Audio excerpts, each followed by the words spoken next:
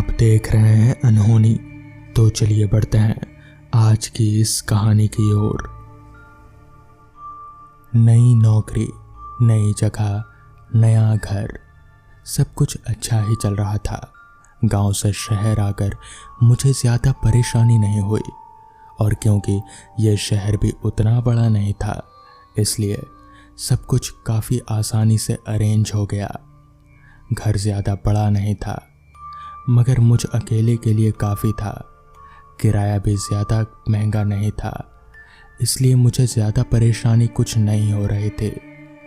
बस हाँ, एक परेशानी को छोड़कर घर के पीछे एक पुराना कब्रिस्तान था।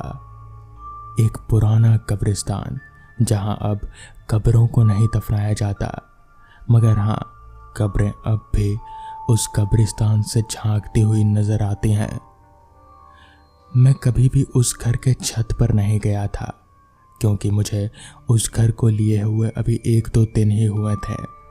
मगर उस रात अचानक ही लाइट चली गई और गर्मी के मौसम में घर में जैसे उमस सी भर गई थी।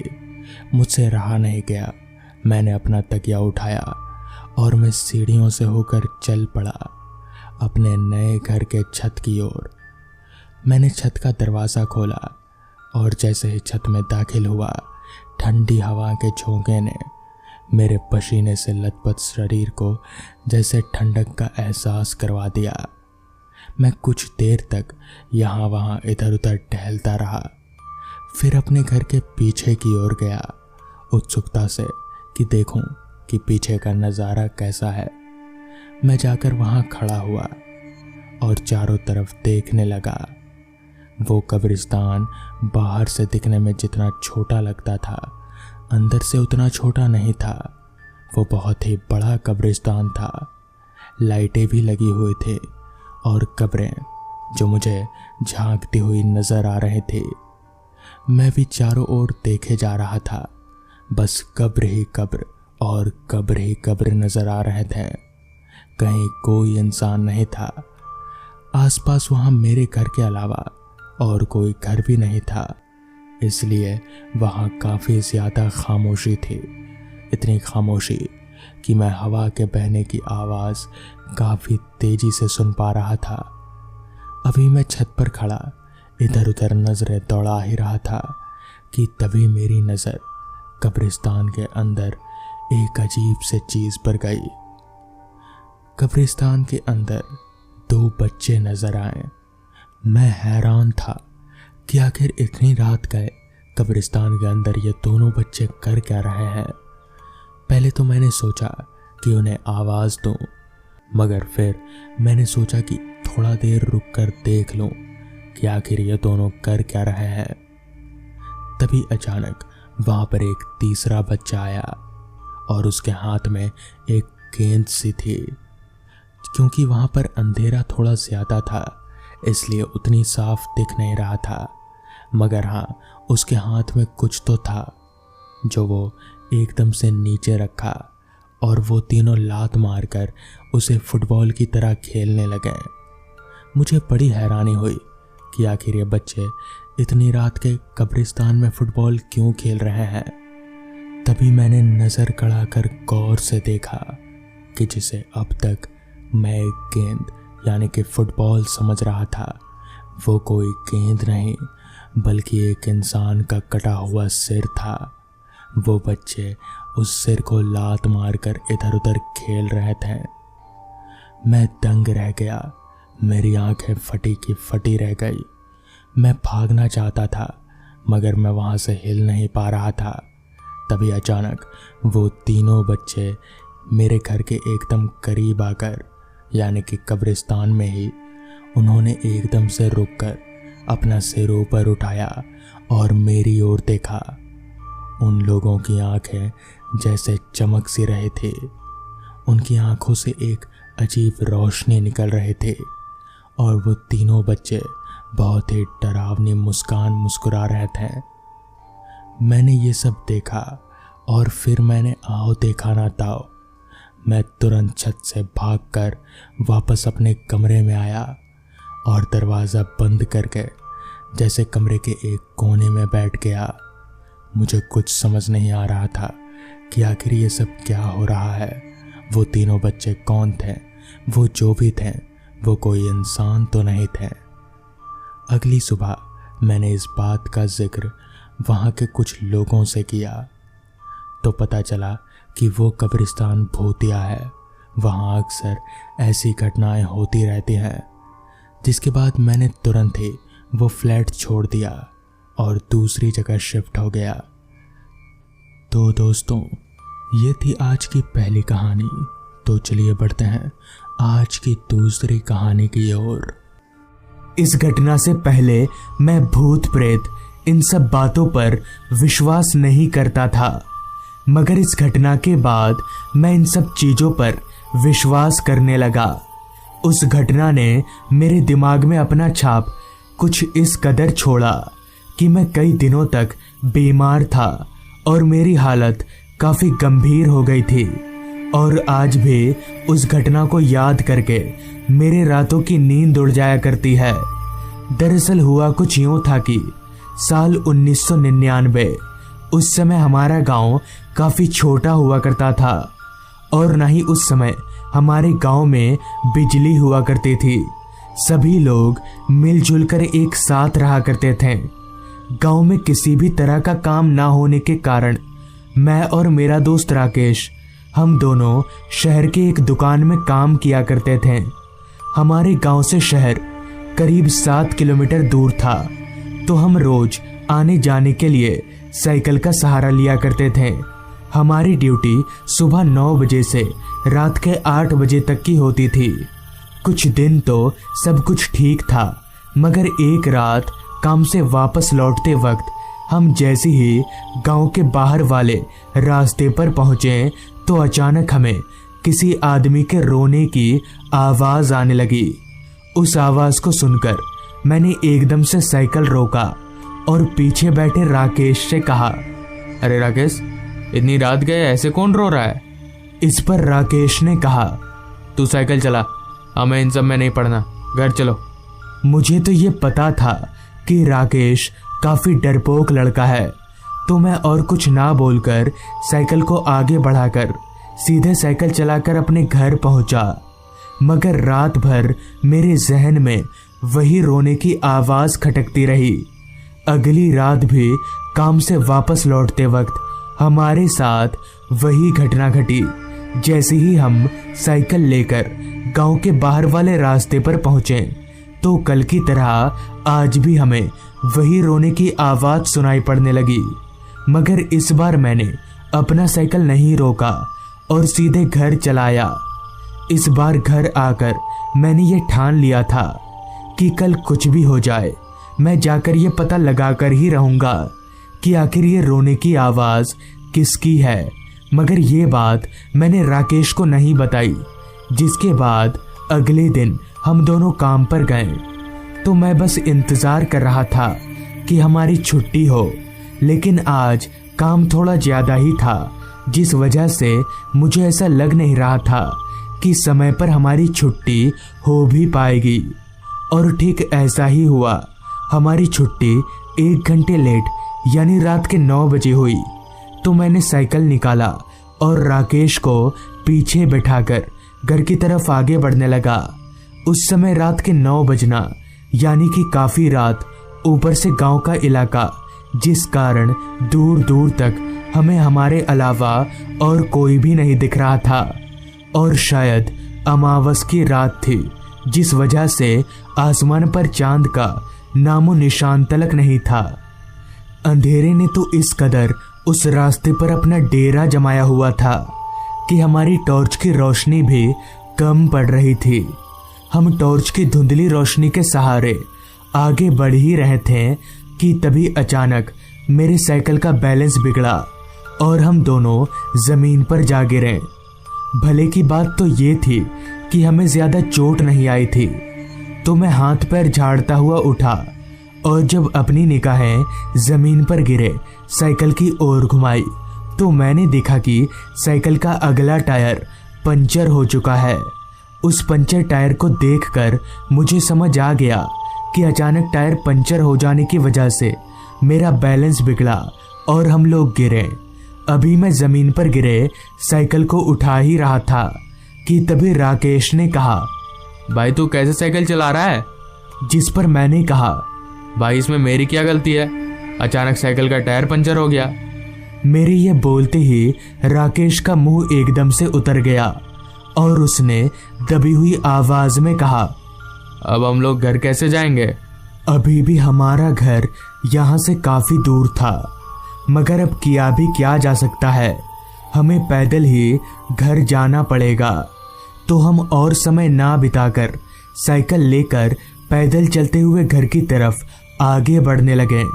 पूरे रास्ते पर सन्नाटा कुछ इस कदर छाया हुआ था कि हमारे पैदल चलने की आवाज हमें साफ साफ सुनाई पड़ रही थी। बीच बीच में आ रही रात कीड़ों की आवाजें इस माहौल को और भी ज्यादा सुनसान बना रही थी।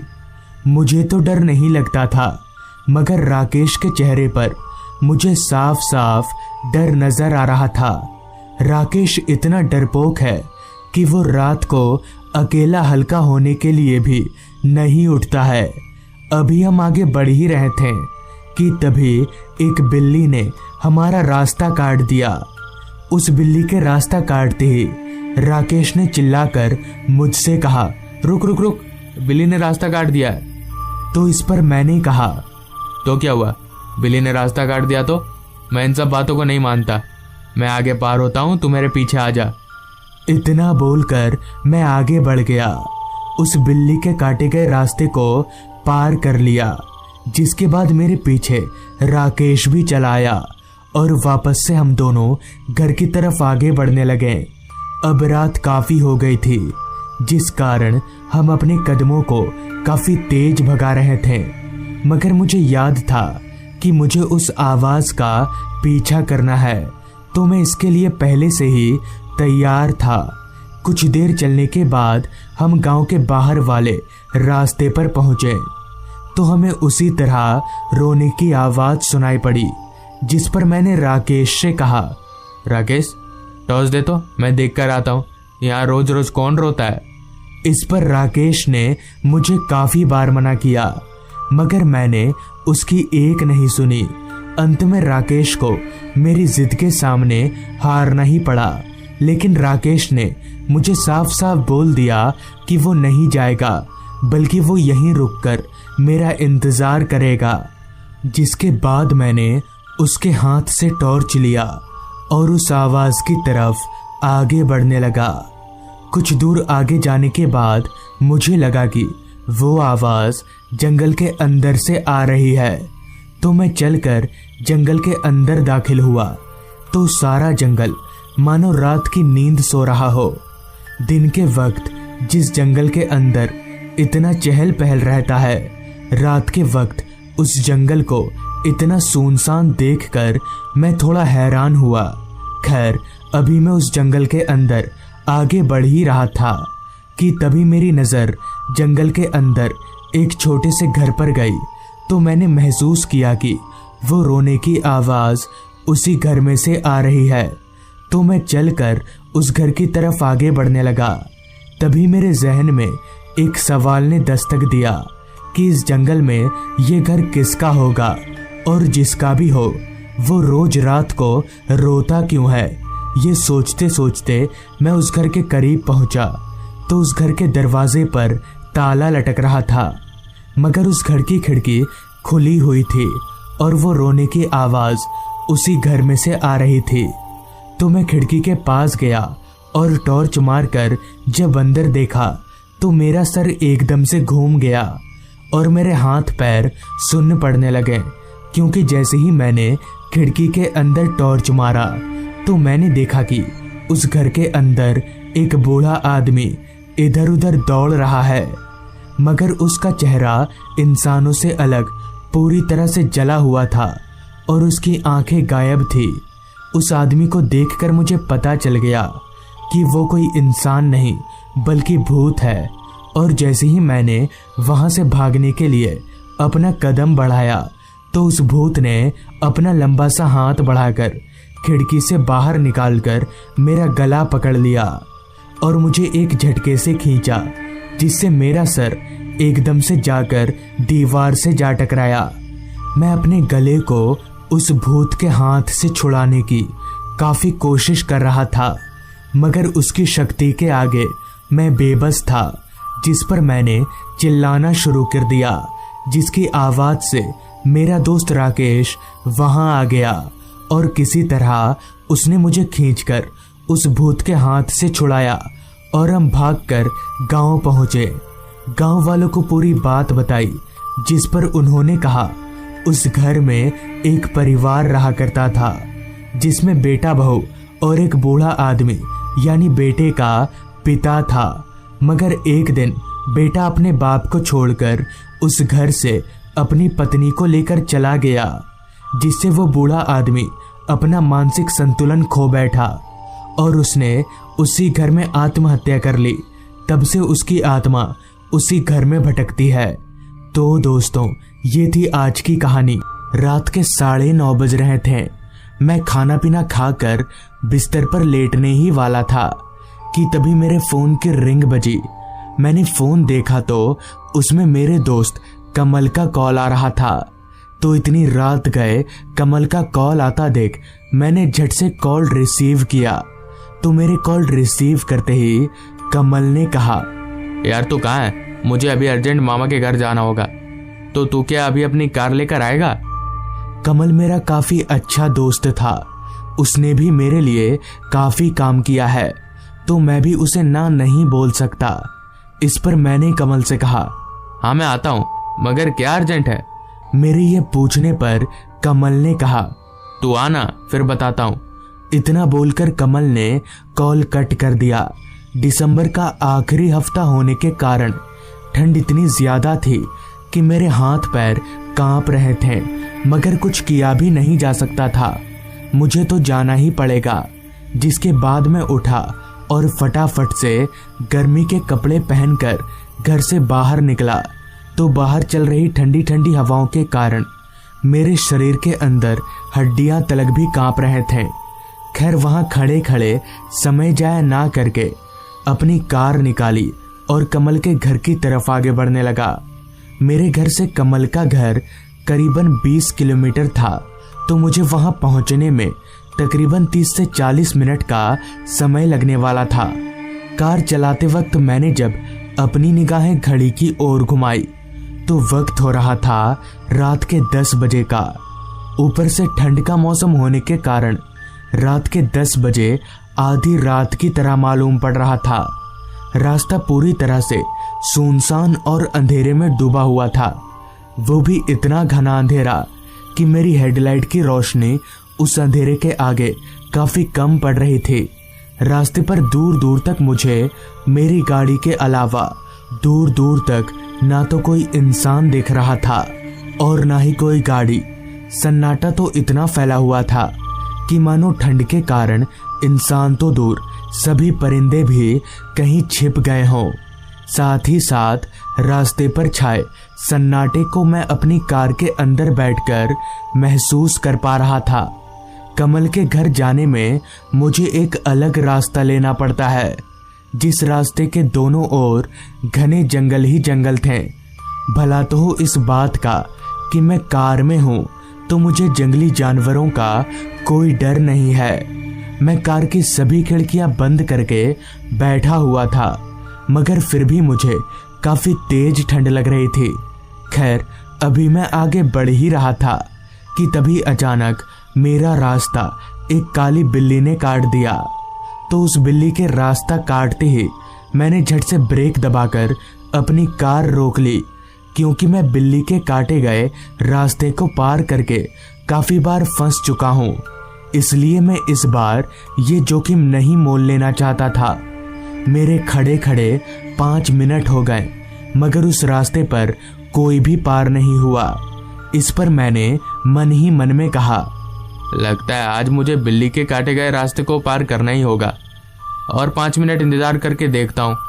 अगर कोई पार हुआ तो ठीक है, वरना मैं ही जाऊंगा। इतना बोलकर मैं 5 मिनट इंतजार करने लगा। मगर और 5 मिनट भी इंतजार करने का कोई फायदा नहीं हुआ, क्योंकि 5 मिनट के बाद भी उस रास्ते से कोई पार नहीं हुआ। जिसके बाद मैं अपनी किस्मत को कोसता हुआ आगे बढ़ने लगा। कुछ देर कार चलाने के बाद मैं उस रास्ते पर पहुंचा जिसके दोनों ओर घने जंगल थे। वो रास्ता पहले वाले रास्ते से भी ज्यादा वीरान था। ऊपर से अंधेरा भी इतना फैला हुआ था कि मुझे कार चलाने में काफी परेशानियों का सामना करना पड़ रहा था। साथ ही साथ आ रही रात कीड़ों की आवाजें उस रास्ते को और भी ज्यादा सुनसान बना रही थी। रास्ते के किनारे घना जंगल होने के कारण चांद की हल्की रोशनी भी रास्ते तक नहीं पहुंच पा रही थी। खैर, अभी मैं आगे बढ़ ही रहा था कि तभी मेरी नजर रास्ते के किनारे खड़े एक आदमी पर गई, जो हाथ दिखाकर मुझे कार रोकने का इशारा कर रहा था। उस आदमी को देखकर मुझे लगा कि शायद इस आदमी को कोई काम होगा। ये सोचकर मैंने अपनी कार को उस आदमी के पास रोका और उस आदमी से कहा, क्या बात है भाई साहब? मेरे ये पूछने पर उस आदमी ने कहा, वो भाई साहब, मुझे आगे अस्पताल जाना है, तो क्या आप मुझे वहां तक छोड़ देंगे? इस पर मैंने उस आदमी से कहा, हाँ हाँ, क्यों नहीं, आप बैठो। मेरे इतना बोलते ही वो आदमी कार का दरवाजा खोलकर मेरी बगल वाली सीट पर चढ़कर बैठ गया। तो उसके बैठते ही मैंने भी कार भगाना शुरू कर दिया। कार चलाते वक्त मेरे जहन में एक सवाल आया कि मैं काफी दिनों से इस रास्ते पर आना जाना कर रहा हूँ, मगर यहाँ तो कोई अस्पताल नहीं दिखा। तो ये आदमी किस अस्पताल की बात कर रहा है? इस सवाल को मैं ज्यादा देर तक अपने जहन में रख नहीं सका। इस पर मैंने उस आदमी से कहा, भाई साहब, यहाँ पर तो कोई अस्पताल नहीं है। मेरी ये पूछने पर उस आदमी ने बताया, आगे थोड़ी दूरी पर एक अस्पताल है। जिसके बाद और कुछ ना बोलकर मैं कार चलाने लगा। काफी देर कार चलाने के बाद उस आदमी ने कहा, भाई साहब, कार रोकिए, अस्पताल आ गया। उस आदमी के मुंह से ये सुनते ही मैंने ब्रेक दबाकर कार को रास्ते के किनारे रोका। रास्ते के किनारे दूर दूर तक मुझे ना तो कोई अस्पताल दिख रहा था और ना ही कोई घर। तो आखिर वो आदमी किस अस्पताल की बात कर रहा है? खैर, जो भी हो, मेरे कार रोकते ही वो आदमी कार से उतरकर चलता बना। जिसके बाद मैं भी कार स्टार्ट करके आगे की तरफ चलता बना। अभी मैं आगे बढ़ ही रहा था कि तभी मेरी नजर मेरे बगल वाली सीट पर गई। तो मैंने देखा कि बगल वाले सीट पर एक थैला रखा हुआ है और वो थैला उसी आदमी का था। जिस पर मैंने अपने मन ही मन में कहा, मुझे ये थैला उस आदमी को देकर आना चाहिए, हो सकता है इसमें उसकी कोई जरूरी चीजें हों। इतना सोचकर मैंने वापस से कार रोका और थैला लेकर उस आदमी की तरफ चलता बना। कुछ कदम उस आदमी के पीछे पीछे चलने के बाद मैंने देखा कि वो आदमी एक पेड़ के नीचे बैठा हुआ है। उस आदमी को पेड़ के नीचे बैठा देख मैं काफी हैरान हुआ कि ये आदमी तो बोल रहा था कि इसे अस्पताल जाना है, तो फिर ये पेड़ के नीचे बैठकर क्या कर रहा है? खैर, मैं चलकर उस आदमी के पास गया। वो आदमी अपने सर को नीचे झुकाकर बैठा हुआ था। इस पर मैंने उस आदमी से कहा, भाई साहब, आपका थैला छूट गया था कार में। मेरे इतना बोलते ही उस आदमी ने अपने चेहरे को उठाया तो उसका चेहरा देखकर मेरे पैरों तले की जमीन निकल गई और मेरे हाथ पैर फूलने लगे, क्योंकि उस आदमी का चेहरा पूरी तरह से कुचला हुआ था और उसकी आंखें बाहर लटक रही थी। ये देखकर मैं समझ गया कि वो आदमी कोई इंसान नहीं है बल्कि एक भूत है। इससे पहले कि वो भूत मुझे मार डाले, मैंने थैला वहीं फेंक कर दौड़ लगा दी। भागता हुआ मैं अपनी कार में पहुंचा और कार स्टार्ट करके सीधे वहां से चलता बना। बाद में मुझे कहीं से पता चला कि आज से कुछ दिनों पहले उस आदमी का उस रास्ते पर एक्सीडेंट हो गया था। मगर एक्सीडेंट के बाद भी वो काफी देर तक जिंदा था। लेकिन ना तो किसी ने उसकी मदद की और ना ही कोई उसे हॉस्पिटल ले गया, जिस कारण उसकी वहीं पर तड़प तड़प कर मौत हो गई। तब से उसी की आत्मा वहीं भटकती है और लोगों से अस्पताल तक का लिफ्ट मांगती है। अगर कोई लिफ्ट दे दे तो ठीक, मगर अगर कोई लिफ्ट ना दे तो उसकी मौत पक्की है। तो दोस्तों, ये थी आज की कहानी। अगर आपको ये कहानी पसंद आई हो तो चैनल को ज़रूर सब्सक्राइब कर लें। तो मैं आपका दोस्त आर्यन जल्द ही मिलूंगा आपसे ऐसी ही एक कहानी के साथ।